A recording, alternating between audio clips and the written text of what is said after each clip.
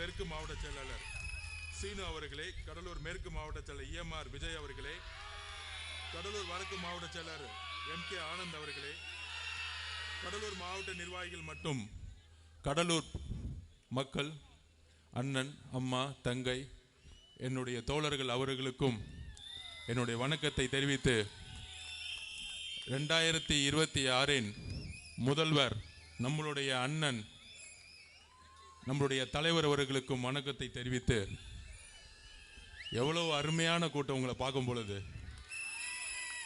உங்க முகத்திலேயே தெரியுது இந்த உணர்ச்சி, இந்த சிரிப்பே ஆட்சி மாற்றத்திற்கான ஒரு பெரிய ஒரு பாசிட்டிவ் எனர்ஜியா இருக்கு.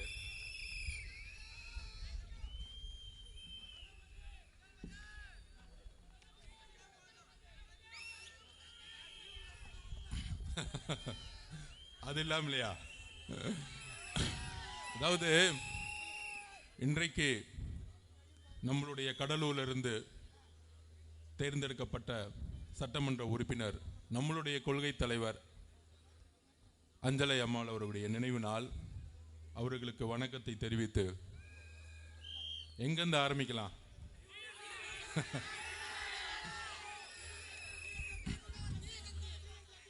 அதாவது நமக்கு கொள்கை தெரியுமா அப்படின்னு புதுசா ஒரு புரொபகண்டா ஆரம்பிச்சிட்டாங்க. காமிப்போம். இன்னைக்கு இந்த 5 வருஷத்தோட கடைசி நாளாச்சு அப்படின்னு சட்டமன்றத்தை பார்த்துட்டு இருந்தேன். அந்த யூடியூப்லாம் போட்டுட்டு இருந்தாங்க. அது என்னன்னு தெரியல. திமுகவுடைய முதலமைச்சர் ஸ்டாலின் சார் அவர்களுக்கு ஒரு மனநோய் வந்துருச்சுன்னு நினைக்கிறேன். ஒரு பெரிய மனநோய். சட்டசபைலாம் எப்படி இருந்துச்சு? அண்ணா அவர்கள் இருந்தாங்க, புரட்சி தலைவர் எம்ஜிஆர் இருந்தார்கள், அம்மா இருந்தாங்க, ஒரு கலைஞர் இருந்தார், நல்ல விவாதங்கள் நடக்கும்.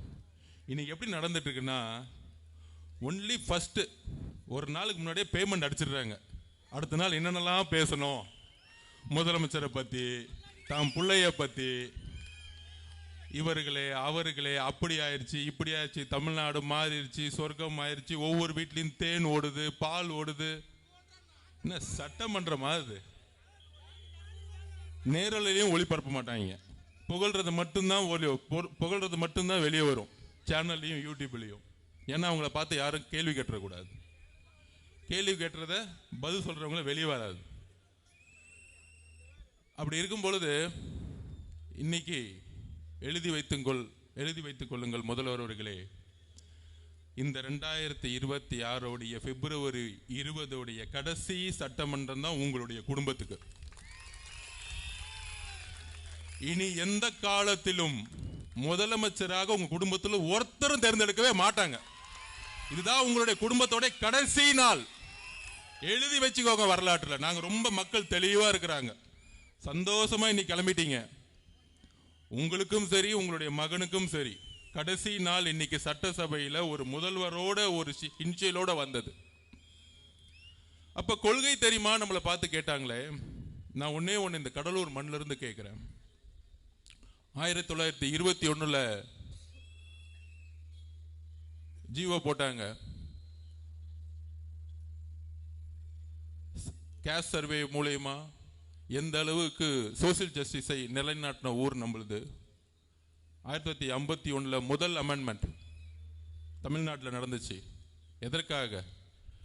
நம்மளுடைய சமூக நீதி பாதுகாக்கப்படும் பொழுது, நம்மளுடைய ரிசர்வேஷன் பாதுகாக்கணும்னு ஒன்று நடந்துச்சு. அதுக்கப்புறம் அம்மா ஜெயலலிதா அவர்கள் 69% பாதுகாக்கிறதுக்காக போராடி அதை நிலைநாட்டினாங்க. ஆனா இன்றைக்கு இந்த கடலூர் மண்ணிலிருந்து திமுக ஒன்னே கேட்கிறேன். பீகார்ல 2023 கேஸ் சர்வே பண்ணிட்டாங்க. அந்த கேஸ் சர்வே மூலமா, சாதி வாரி கணக்கெடுப்பு மூலயமாக எவ்வளோ பெரிய டிஃபரன்சஸ் இருக்கு. ஏழ்மையா இருக்கக்கூடிய சாதிகளுக்கும் அரசாங்கம் செல்லக்கூடிய ஸ்கீம்ஸுக்கும் எவ்வளவு வித்தியாசம் இருக்கு, திட்டங்கள் எவ்வளவு வித்தியாசம் இருக்குங்கிறத கண்டுபிடிச்சாங்க. பீகார்ல நிறைவேறிடுச்சு, தெலுங்கானால பண்ணிட்டாங்க, கர்நாடகாவில் பண்ணிட்டாங்க. அண்ணா வழியில் வந்த திமுக ஏன் கேஸ் சர்வேவை கையில் எடுக்கல? இதுக்கு முதலமைச்சர் இன்றைக்கு பதில் சொல்லணும். ஏன் எடுக்கலன்னா, சாதிவாரி கணக்கெடுப்பு நடத்திட்டா இன்றைக்கு உண்மையான கணக்கெடுப்பு தெரிஞ்சிடும். தலித் தோழர்கள் அவங்களுடைய கணக்கெடுப்பு என்ன, பிற்படுத்தப்பட்ட சமூகத்திலிருந்து வந்தவங்களுடைய கணக்கெடுப்பு என்ன, ஓபிசி மக்களுடைய கணக்கெடுப்பு என்ன, இந்த உண்மையை வெளியே கொண்டு வரக்கூடாதுதான் திமுகவுடைய எண்ணம், முதலமைச்சருடைய எண்ணம். இது முக்கியமா நான் பதிவு பண்றேன். அனைத்து கட்சிக்கும் இந்த கேள்வியை கேட்கணும். முக்கியமா திமுக கூட்டணி இருக்கக்கூடிய கூட்டணி கட்சிகள் சமூக நீதியின் அடிப்படையில் உருவாக்கக்கூடிய கூட்டணின்னு சொல்றாங்களே, 5 வருஷமா ஏன் தெலுங்கானால நடத்தினாங்க? காங்கிரஸை பார்த்து கொஸ்டின் கேட்கிறேன்.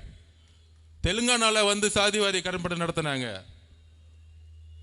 ஐயா ராகுல் காந்தி அவர்கள் வந்து அதை நடத்த சொன்னாரு. இன்னைக்கு கர்நாடகாவில் நடந்துகிட்டு இருக்கு, மேற்கு வங்கத்தில் நடந்துட்டு இருக்கு, பீகார்ல நடத்தியே முடிச்சிட்டாங்க. இதெல்லாம் செல்வ பெருதும் கேட்க மாட்டாரு.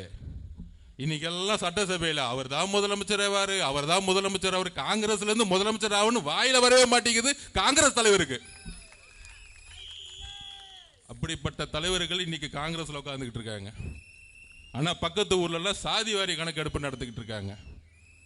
ஏன்னா அந்த அரசு உண்மையாக மக்களுக்கு நல்லது செய்யணும்னு நினைக்கிறாங்க. அரசாங்கத்தினுடைய ஸ்கீம்ஸ் திட்டங்கள் எல்லாம் ஏழை அடிப்பட்ட மக்கள் இருக்கக்கூடிய செல்லணும்னு நினைக்கிறாங்க, ஒடுக்கப்பட்ட மக்களுக்கு செல்லணும்னு நினைக்கிறாங்க. ஆனா திமுக அரசுக்கு சம்பந்தமே இல்லை. அப்ப சாதி வாரிய கணக்கெடுப்பு ஏன் நடத்தக்கூடாதுன்னா, அவங்களுக்கான எண்ணமும் கிடையாது. பிஜேபிக்கு எப்படி அந்த எண்ணம் கிடையாதோ அதே திமுகவுக்கும் கிடையாது. இப்ப கொள்கை ரீதியா திமுக டிவிகே இருக்கான்னு கேட்கிறாங்களே, இதற்கு பதில் சொல்லுங்க. நாங்க அடுத்த கேள்வி கேட்கிறோம். எங்களுடைய தலைவர் முதல் மாநாட்டிலே சொன்னாரு, சாதி வாரி கணக்கெடுப்பை நடத்தணும் சொன்னார் எங்க தலைவர். இதுதான் டிவிகேவுடைய நிலைப்பாடு. எங்க தலைவர் முதலமைச்சர் ஆன உடனே முதல் வேலை தமிழ்நாட்டில் சாதி வாரி கணக்கெடுப்பை நடத்துவார். இதுதான் பெரியார் உருவாக்கிய மண். இதுதான் கலைஞரும் நினைச்சாரு, எல்லா தலைவர்களும் நினைச்சாங்க. ஆனா இன்னைக்கு முதலமைச்சர் மு.க. ஸ்டாலின் நினைக்க மாட்டார். ஏன்னா அதை பத்தி என்னன்னே அவருக்கு தெரியாது. அவர்கிட்ட போய் கேஸ் சர்வேன்னு தயவு செஞ்சு நம்ம தலைவரை பார்த்து அவர் ஏன் ஊடகத்தில் பேட்டி கொடுக்க மாட்டேங்கிறார், பேட்டி கொடுக்க மாட்டார். இப்ப நான் ஓப்பனா திமுக காரன் பார்த்து கேட்கிறேன், நாளைக்கே ஒரு ஸ்டேஜை போடுவோம், எல்லா பத்திரிகையும் கூப்பிடு, 2 பேர் தான் அந்த ஸ்டேஜில் இருக்கணும். எல்லா நிர்வாகிகளும் இந்த கேள்வியை பதில் சொல்லுங்க. ரமேஷ், ராஜ்மோகன் எல்லா பேட்டியிலும் சொல்லுங்க. சேலஞ்ச் விடுற முதலமைச்சரை பார்த்து, எந்த பேப்பர் இல்லாம உன் பக்கத்துல எந்த நிர்வாகி இல்லாம தனியால ஸ்டேஜ்ல வந்து உட்கார். என் தலைவர் தனியா வருவார். 2 பேரை வச்சு பிரஸ் கான்ஃபரன்ஸ் நடத்துவோம். இந்த போட்டிக்கு நான் ரெடினா நாளைக்கே நான் ரெடி, என் தலைவர் ரெடி. இந்த அள்ளு சில்லறைக்கெல்லாம் என் தலைவர் பதில் சொல்ல மாட்டாரு. இந்த அள்ளு சில்லறை, இந்த அண்டா சொம்பு டீஸ்பூனு இதற்கெல்லாம் பதில் சொல்ல மாட்டாரு. என்ன ஒருத்தருக்கு தான் இங்க போட்டியே திமுக டிவிகே திமுக. அப்ப யாருக்கு பதில் சொல்லணும்? உங்க முதலமைச்சருக்கு உண்மையாலே சமூக நீதியை பத்தி அறிவு இருந்தா, உங்க முதலமைச்சருக்கு பொருளாதாரத்தை பத்தி அறிவு இருந்தா, உங்க முதலமைச்சருக்கு நிர்வாகத்தை பத்தி அறிவு இருந்தா, உங்க முதலமைச்சருக்கு சாதி வாரி கணக்கெடுப்பு பத்தி அறிவு இருந்தா தைரியமா பிரஸ் கான்ஃபரன்ஸ் சொல்லுங்க, எங்க தலைவர் வராரு, நீங்க வாங்க. இன்னமேட்டு பிரஸ் கான்ஃபரன்ஸ் பத்தி பேசினா மாண்புமிகு முதலமைச்சர் நீங்க வாங்க. 2 பேரும் எப்படி அமெரிக்காவில் உட்காந்து முதலமைச்சர் பிரைம் மினிஸ்டர் பிரசிடென்ட் ஆகிறதுக்கு முன்னாடி 2 பேரும் உட்காந்து பேசுவாங்க மக்கள் முன்னாடி. 2 பேரை பேச வைப்போம். ஃபர்ஸ்ட் ஷாட்லயே அவுட். ஏன்னா ஷூட்டிங் இல்ல, கேமரா இல்லைன்னா சிஎம் போயிட்டே இருப்பாரு. எங்க தலைவருக்கு கேமராவே தேவையில்லை, அவர் ஆல்ரெடி நடிகரா இருந்து வந்தவரியா. நீ ஸ்கிரிப்ட், அவரு உணர்வு. இங்க உண்மை இருக்கு, நீ ஸ்கிரிப்ட்ல இருக்கிற. ஸ்கிரிப்டுக்கு உண்மைக்கு நிறைய வித்தியாசம் இருக்கு. மாண்புமிகு முதலமைச்சர் அவர்களே, பிரஸ் கான்ஃபரன்ஸ் பத்தி நீங்க பேசுறீங்க. எப்ப பார்த்தாலும் திமுக மேடையில டிவி எல்லாம் பாருங்க. அதான் டிவியில பாருங்க, எந்த திமுக காரனும் வந்து பேசுறதே கிடையாது. டிவியில பேசுறது எல்லாம் பத்திரிகையாளர்னு சொல்லிட்டு உட்கார்ந்துட்டு இருக்காங்க. ஏன்னா பேச தெரியாத ஒரு கட்சி தான் இன்னைக்கு திமுக. நம்மள பார்த்து பேச தெரியுமா பேச தெரியுமா பேச தெரியுமான்னு கேட்கிறாங்க. அப்ப உடனே நியூஸ் பயங்கரமா பழம் நழுவி பாலில் விழுந்தது. அது கலைஞர் 2016 சொன்னாருப்பா. இது அவுட் ஆஃப் சிலபஸ் ஆயிடுச்சு. இப்ப என்னைக்கு வந்து வண்டியை ஓட்டிட்டு இருக்கீங்க? பழம் நழுவி கெட்டு போன பால்ல விழுந்துருச்சு, அவ்வளவுதான் மேட்ரு. கெட்டு போன பால்ல உளுந்து என்ன பிரயோஜனம்? யார் குடிக்க போறா? அதாவது திமுக அப்படியே ஆரம்பிச்சிருச்சுன்னா, ஒரே ஒரு தலைவர், நம்ம தலைவரை பார்த்து அவர் பேரை சொல்றாங்களோ இல்லையோ, டெய்லி தூக்கத்துல இருந்து எந்திரிச்சு, தலைவர் சொன்ன மாதிரி தூக்கத்துல எந்திரிச்சா கூட விசில் அடிச்சிட்டு இருப்பார். அந்த மாதிரி டெய்லி ஒரு பிரச்சனை. இது எப்படி நம்ம தலைவரை ஜெயிக்கலாம்? தமிழக வெற்றி கழகத்தை ஜெயிக்கணும். பர்சன்டேஜ் பாட்டு 27, 30, 32% போய்கிட்டே இருக்கு. எப்படி வந்து நிப்பாட்டணும்? ஒன்றும் புரியல. திடீர்னு வந்து முதலமைச்சர் அவர்கள் திடீர்னு ஒன்று MK ஸ்டாலின் ஷேர் ஆட்டோ சர்வீஸ்னு ஒன்று ஆரம்பிச்சிட்டார். யாரெல்லாம் வண்டி நம்ம ஷேர் ஆட்டோல 9 நம்ம டிரைவர் கூப்பிட்டாங்க பார்த்தீங்களா, அண்ணா ஏறுன ஏறுன ஏறுன ஏறுன ஏறுன ஏறுன ஏறுன ஏறுன ஏறுன ஏறுன வண்டி ஏறுன ஏறுன ஏறுனு சொல்ற மாதிரி ஒருத்தரை ஜெயிக்கிறதுக்கு யார் யாரெல்லாம் கண்ணில் போடுறீங்களோ தயவு செஞ்சு ஏறுங்க. பேமெண்ட் மட்டும் டைரக்ட் பிக்ஸ், ஜிபே அனுப்பிச்சுக்கிட்டே இருப்போம். ஜிபே பிக்ஸ் ஏறுங்க, ஜிபே பிக்ஸ் ஏறுங்க, ஜிபே பிக்ஸ் ஏறுங்க. எல்லாம் ஜிபேல தான் ஓடிட்டு இருக்க கூட்டணி இல்ல. அப்ப எல்லாம் ஷேர் ஆட்டோல ஏத்திட்டு தொண்டர்களை நம்ம கிட்ட வந்துட்டாங்க. இதை சொன்னா புரிஞ்சிக்க மாட்டேங்கிறாங்க. காங்கிரஸ் இருக்க தொண்டர்கள் நம்ம கிட்ட வந்துட்டாங்க. எல்லா தொண்டர்களும் ஷிஃப்ட் ஆயிட்டாங்க. ஆனா ஷேர் ஆட்டோ மட்டும் போய்கிட்டே இருக்கு. முன்னாடி அவங்க அப்பா, பக்கத்துல பையன், 2 பேர் ஓட்டுவாங்க பாத்தீங்களா ஷேர் ஆட்டோ. அப்ப நம்ம எது ஓட்டுறோம்? அரசு பேருந்து, மக்களை ஏற்றக்கூடிய ஒரு பேருந்து. இப்ப ரீசெண்டா நான் பஸ்ல போனேன். மகாபலிபுரம் டு கோவளம் வரைக்கும் போனேன் ஒரு சர்வே எடுக்கிறதுக்காக. நானும் என் ஆபீஸ்ல வேலை பார்க்குற ஒரு தோழரும் போனோம். கேப்லாம் போட்டுட்டு போகும்போது நம்மளுடைய சின்னம் இருக்கு பாருங்க, எந்த அளவுக்கு ரீச் ஆயிருக்கு தெரியுமா? கோவளத்திலிருந்து கரெக்டா 7-8 ஸ்டாப்பு, சாரி மகாபலிபுரத்திலிருந்து கோவளம் வரைக்கும் நான் போயிட்டு இருக்கேன். ஒவ்வொரு தாட்டி கண்டக்டர் விசில் அடிச்சுக்கிட்டே இருக்கார். ரே போலாம், இறங்க, நிப்பாட்டு. நான் அப்பதான் நினைச்சேன், எத்தனை ஆயிரம் பஸ் ஓடிட்டு இருக்கு, ஒவ்வொரு ஸ்டாப்லயும் விசில் அடிச்சுட்டே இருக்காரு கண்டக்டர். அப்ப நண்பர்களே, நம்மளுடைய சின்னம் 8 கோடி பேருக்கு ரீச் ஆயிடுச்சு. நீங்க ஒன்னே ஒண்ணு புரிஞ்சுக்கணும், இந்த கூட்டணியுடைய அரித்மெட்டிக்ஸ் எல்லாம் தமிழ்நாட்டில் எடுப்படாது. தலைவர் மேலே நம்பிக்கை இல்லாத பொழுது பக்கத்தில் இருக்கவங்க மேல எப்படி நம்பிக்கை வரும்? முதலமைச்சர் வேட்பாளர் அண்ணன் திருமானனா? இல்லை. முதலமைச்சர் வேட்பாளர் கம்யூனிஸ்ட்ல இருந்து இருக்காங்களா? இல்லை. முதலமைச்சர் வேட்பாளர் அம்மா பிரேமலதா மேடமா? இல்லை. வேற யார் இருக்காங்க? முதலமைச்சர் வேட்பாளர் ஐயா வைகோ அவர்களா? இல்லை. முதலமைச்சர் வேட்பாளர்கள் அண்ணன் வேல்முருகன் அவர்களா? இல்லை. நேத்து வரைக்கும் எம்எல்ஏ சீட்டு கொடுப்பாங்களான்னு நினைச்சிட்டு இருந்தாங்க. அதனால தான் இன்னைக்கு புகழ்ந்துட்டு இருக்காரு சட்டசபையில். ஐயா எனக்கு கொஞ்சம் எம்எல்ஏ சீட்டு கொடுத்துருங்க, அப்பாவும் பையனும் புகழ்ந்துடுறேன்.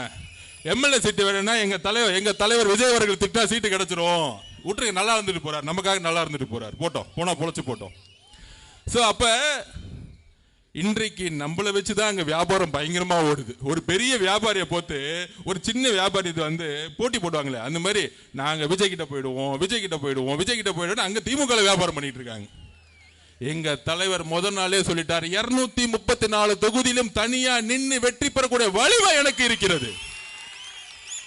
தொண்டர்கள் பலத்தை மட்டும் சொல்லல, மக்களுடைய பலம் தெளிவா சொன்னாரு. நான் வீடா போயிட்டு தான் கட்சியே ஆரம்பிச்சேன், நீ இனிமேல் தான் வீட்டுக்கே போறீங்க. அப்ப அஜெண்டா தெளிவு. நமக்குள்ள ஒரு வேக, ஒரு என்ன சொல்றாங்க, ஒரு டிவி மாயை உருவாக்குவாங்க. நீங்க 2014 திருப்பி சொல்ற, 2014 தேர்தல் களம் எப்படி இருந்துச்சு தெரியுமா?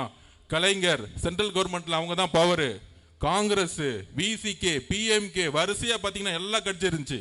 ஆனா 2014 எதிர்கட்சியா கூட திமுக. அந்த ரிசல்ட் தான் திருப்பி வரப்போகுது. என்றைக்கும் திமுக 2வது தடவை ஜெயிச்சதா வரலாறே கிடையாது. என்றைக்கும் வரலாறு கிடையாது. அந்த வரலாற்றை அவங்க அப்பனாலே உடைக்க முடியல, பையனால உடைக்க முடியுமா? கலைஞராலே உடைக்க முடியல, ஸ்டாலினால உடைக்க முடியுமா? முடியவே முடியாது. அதுதான் வரலாறு சொல்லுது. கடைசியா ஒரு ட்ரை பண்ணி பார்த்தாரு கலைஞர். எப்ப தெரியுமா? 1984. ஏன்னா அப்ப எம்ஜிஆர் ஊர்ல இல்ல, வெளியூர்ல உடம்பு சரியா படுத்துட்டு இருக்காரு. அப்போ ஒரு உருட்டுனாங்க. அண்ணன் செங்கோட்டை என்ன சொன்னாரு, அந்த உருட்டை என்ன சொன்னாங்கன்னா, என்னுடைய நண்பர் தான் எம்ஜிஆர், அவருக்காக என்ன முதலமைச்சர் ஆக்குங்க, அவர் வந்தவன இந்த பதவியை திருப்பியும் கொடுத்துருவேன் அப்படின்னு சொன்னாரு. அந்த உருட்டு கூட மக்கள் நம்பாம படுத்துட்டு இருந்தவரை ஜெயிக்க வச்சாங்க. இதுதான் தமிழ்நாடு. இந்த குடும்பம் என்றைக்கும் ஜெண்டாதர் ஜெயிச்சதே இல்லை. ஐயா இபிஎஸ் அவர்கள் மேல ஏற்பட்ட தோல்வினால 2021 வந்தாங்க, பிஜேபி எதிர்த்தனால வந்தாங்க. ஆனால் இன்னைக்கு நிர்வாகம் ஒட்டுமொத்தமா ஊழல் மட்டுமே அடிப்படையா இருக்கிறதுனால கண்டிப்பாக இன்னொரு முறை இந்த குடும்பம் வர்றதுக்கான வாய்ப்பே இல்லை. அது இல்லாம இப்ப வரும்போது பார்த்துட்டு இருந்தேன் யூடியூப்ல, கமலஹாசன் நாளைக்கு ஒரு மீட்டிங் நடத்துறாராம். அது புரியல, திடீர்னு அவர் எங்க வந்தாருன்னு தெரியல அரசியலுக்கு. அந்த கட்சியை தான் ரெட் ஜெயிண்ட் வாங்கி 2 வருஷம் ஆச்சு. திடீர்னு எதுக்குப்பா அவர் காந்தியவாதி மாதிரி ஒரு மீட்டிங் நடத்திட்டு இருக்காரு, திடீர்னு பெரியாரிஸ்ட்ங்கிறாரு, திடீர்னு காந்தியவாதிங்கிறாரு. அந்த கூட்டணி நாளைக்கு எதுக்கு அந்த மீட்டிங்னா என்ன ஒரே குழப்பமா இருக்குல்ல, அதனால எல்லா கூட்டணி கட்சிகளும் ஒரே ஸ்டேஜில் ஏற்றிடுறாங்க. அதுக்கு ஒரு காந்தியை கொண்டு வராங்க. நேற்று வரைக்கும் காந்தியை பத்தி யாரும் தமிழ்நாட்டில் பேசினதே இல்லை. ஆனா திடீர்னு கமலஹாசனை கூப்பிட்டு, அண்ணா நீங்க சும்மா தானே இருக்கீங்க, ஒரு காந்தி மீட்டிங் போட்டுருங்க, நம்மெல்லாம் ஒற்றுமையா இருக்க மாதிரி ஸ்டேஜில் நின்றுடுவோம். காந்திவாதி மீட்டிங்கு முக ஸ்டாலின் திமுக கூப்பிடுறீங்களே, அவர் உயிரோட இருந்தாருன்னு நினைச்சுக்குவாங்க, ஏதாவது தூக்கி அடிக்க வந்துருவார். தமிழ்நாடு முழுசும் டாஸ்மார்க் 60,000 கோடி ரூபாய் சேல்ஸ் பண்ணிட்டு, காந்தியோட அடிப்படை கொள்கை என்னப்பா, மதுவுக்கு எதிரானது. ஆனா நாளைக்கு காந்தியவாதி மீட்டிங் முக ஸ்டாலின் அவர்கள் தலைமை தாங்குகிறார், துணை முதலமைச்சர் அவர்கள் தலைமை தாங்குகிறார். ஏன் டாஸ்மார்க்கை பத்தி பேசுறேன்? வட மாவட்டங்கள் இருக்கக்கூடிய திருவண்ணாமலையிலிருந்து விழுப்புரம், தர்மபுரி, கடலூரிலிருந்து எல்லா ஊரும் இன்றைக்கு ஏன் வறுமையில் இருக்கு? அதிகமான டாஸ்மார்க் 20,000 கோடி இருக்குமான சேல்ஸ் இங்க தான் இருக்கு, இந்த வட மாவட்டங்கள் தான் இருக்கு. ஏன் வறுமையில் இருக்காங்க? நம்மளுடைய தலித் சகோதரர்களும் வறுமையா தான் இருக்கிறாங்க, நம்மளுடைய வன்னிய சகோதரர்களும் வறுமையா தான் இருக்கிறாங்க, எல்லா சமூக மக்களிலும் வறுமையா தான் இருக்காங்க. எங்களுடைய தலைவருக்கு சாதி தெரியாது, வன்னிய சகோதரர்களும் தலித் சகோதரர்களும் சரி சமமாக பார்க்கக்கூடிய ஒரே தலைவர் எங்களுடைய தலைவர். இந்த பிரித்தாளும் சூழ்ச்சியை எங்கள் தலைவர் உருவாக்க தெரியாது. இதுதான் எங்களுடைய அடிப்படை கொள்கை. வன்னிய சகோதரர்களும் தலித் சகோதரர்களுக்குமான ஏழ்மையை தூக்கி எறியதான் எங்க தலைவர் வந்திருக்கார். அதனால தான் வட மாவட்டத்தில் முக்கியமா இன்னைக்கு மீட்டிங் போட சொன்னார். இந்த சாதியை அடிப்படையில் சாதிவாரி கணப்பை உருவாக்கி வறுமையை ஒழிக்க எங்க தலைவரால் மட்டும்தான் முடியும், தமிழக வெற்றி கழகத்தால் தான் முடியும். தோழர்களே, சாதியை தூக்கி எறிந்து நம்மளுடைய ஏழ்மையை நாம நினைப்போம். நமக்குள்ள திமுக இது வரைக்கும் நம்மளை பிரிச்சு வச்சு ஏழ்மையை உருவாக்கி, யோசிச்சு பாருங்க. திருவண்ணாமலையில் ஏவா வேலு இருக்காரு, 30 வருஷத்துக்கு முன்னாடி அவர் யாரு? நம்மளுடைய தலித் சகோதரர்களே, நம்மளுடைய வன்னிய சகோதரர்களே, இன்னைக்கு உங்க அப்பா ஏழ்மையில இருந்திருப்பார், உங்க தாத்தா ஏழ்மையில இருந்திருப்பார், ஒரு சாதாரண விவசாயியா இருந்திருப்பார், இன்னைக்கும் குடிசை வீட்டில் தான் இருப்போம். ஆனால் 30 வருஷத்துக்கு முன்னாடி ஏவா வேலு எப்படி இருந்தார்? இன்னைக்கு 2 மெடிக்கல் காலேஜ், 2 இன்ஜினியரிங் காலேஜ். எப்படி வந்துச்சு? இதுதான் கொள்ளை. அந்த கொள்கைக்கு அடிப்படை என்ன? நம்மளை பிரித்தாள்றது, ஜாதியின் அடிப்படையில் பிரித்தாள்வது. இனி வட மாவட்டங்களில் எல்லா சமூக மக்களுக்குமான திட்டங்களை எங்கள் தலைவர் உருவாக்குவார். எல்லா மாவட்டங்களும் வறுமையிலிருந்து வெளிப்படணும். ஒட்டு மொத்தமா சொல்றேன், தமிழ்நாட்டில் இருக்கிறதுலயே தென் மாவட்டங்களும் வட மாவட்டங்களும் மிகப்பெரிய வறுமையில் இருக்கு. அந்த வறுமைக்கு காரணம் அரசு தன்னுடைய திட்டங்களை சரியாக எந்த மாவட்டத்திற்கு கொண்டு செல்லாதது. இப்ப கூட சொன்னாங்களே, குறிஞ்சிப்பாடியில் ஏன் பஸ் ஸ்டாண்ட் வந்துச்சு? கண்டிப்பா குறிஞ்சிப்பாடியில் பஸ் ஸ்டாண்ட் வர்றது தப்பு கிடையாது. ஆனால் நோக்கம் என்ன? அவங்க ஃபேமிலி சுத்தியிலும் லேண்ட் வாங்கி போட்டிருப்பாங்க, ரியல் எஸ்டேட், அவ்வளவுதான். அந்த லேண்ட் வேல்யூ ஏறணும்னா பஸ் ஸ்டாண்ட் கொண்டு போகணும். ஸோ இந்த மாதிரி எல்லாமே ரியல் எஸ்டேட் ஊழல், இதை நோக்கியே திமுக சொல்லும் பொழுது 11 பேர் இல்ல, இன்னும் யார் யாரெல்லாம் இருக்காங்களோ இன்னும் 25 பேரை கூப்பிட்டுக்கோங்க, இன்னும் 30 பேரை கூப்பிட்டுக்கோங்க. ஏன்னா உங்களுக்கு உங்க மேலேயே நம்பிக்கை இல்லை, அதான் பிரச்சனை. முக ஸ்டாலின் அவர்களுக்கு அவர் மேலே நம்பிக்கை கிடையாது, அதனால தான் இன்னும் 30 பேரை கூட்டிட்டு போவார். ஆனால் எங்களுக்கு, எங்களுடைய தலைவருக்கு இந்த மண்ணின் மீதும் இந்த மக்களின் மீதும் நம்பிக்கை இருக்கு. இன்னும் 75 நாள்ல தமிழக முதலமைச்சராக தலைவர் உருவாதை யாராலையும் நிப்பாட்ட முடியாது. தமிழக வெற்றிக்கிழமை ஆளுங்கட்சியாளர் யாராலும் ஒட்ட முடியாது. ஒன்னே ஒண்ணு, நம்மளுடைய உழைப்பை 24 மணி நேரம் செலுத்துவோம். நெக்ஸ்ட் 60 நாள் ரொம்ப ரொம்ப முக்கியமான நாள். கடுமையா உழைக்கணும், கடுமையா உழைக்கணும். ஓட்டு போற அன்னைக்கு எல்லா மக்களையும் கூட்டிட்டு போய் விட்டுட்டாலே போதும், மக்களே வந்துருவாங்க. ஆனால் நம்மளுடைய பணியை கடுமையா செய்யணும் தோழர்களே. நமக்குள்ள உடனே ஜாதி பாகுபாடை கிரியேட் பண்ணுவாங்க, நீ இவரு அவரு. ஒரே ஒரு வாக்குறுதியை கொடுக்கிறோம், நம்மளோட தலைவரும் நம்மளோட கட்சியும் எந்த மதத்திற்கும் எந்த சாதிக்கும் சம்பந்தம் இல்லாத ஒரு கட்சினா இன்னைக்கு அதுதான். இன்றைக்கு மாவட்ட செயலாளர் யாருன்னா உண்மையிலே சொல்றேன், எனக்கும் சரி அண்ணனுக்கும் சரி எந்த ஜாதி என்னன்னு எங்களுக்கும் தெரியாது. எல்லோரும் சகோதரர்கள், ஒரே குடும்பம், ஒரே குடும்பமாக இணைந்து தமிழ்நாட்டை முன்னேற்றுவோம். வாழ்த்துக்கள். நன்றி, வணக்கம்.